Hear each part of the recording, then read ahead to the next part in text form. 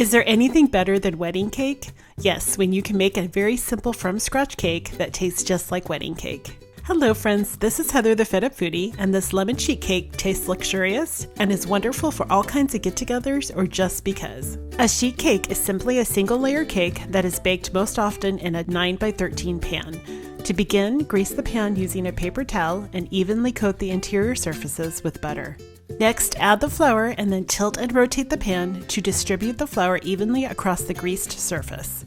Many people often wonder why cake recipes have both butter and oil. Well, butter adds an amazing flavor, and oil gives the cake great texture. Using the combination of the two is like having the best of both worlds.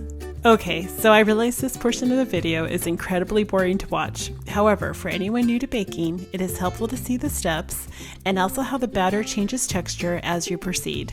Some of the most important tips to keep in mind are use room temperature butter, scrape down the sides of the bowl often, and add 1 egg at a time. Within the recipe post, I share some of the most helpful tools when baking a cake from scratch.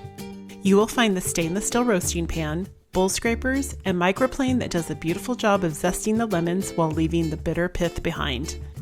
Although all-purpose flour can be used for this recipe, cake flour is part of what gives it the wedding cake-like consistency.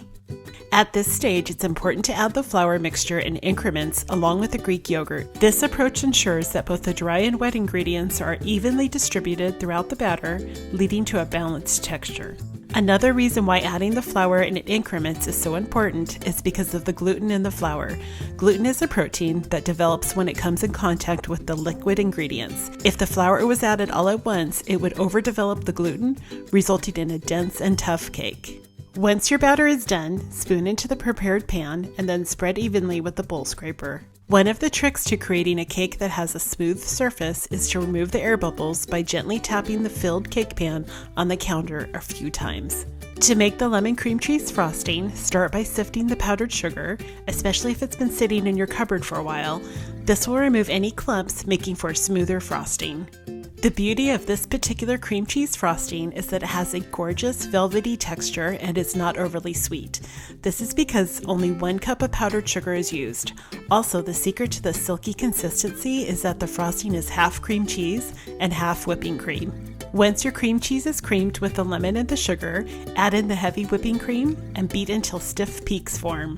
When your cake is completely cooled, frost and decorate with lemon slices and lemon zest curls. Also, fresh mint and berries or edible flowers are absolutely beautiful ways to decorate also. This cake is absolutely perfect for larger groups of people during the summer months or holidays, and of course for those of us who adore lemon. For more recipes like this and for weekly inspiration, make sure to head on over to thefedupfoodie.com and sign up for my newsletter where I share recipes and tips in helping to make cooking from scratch approachable.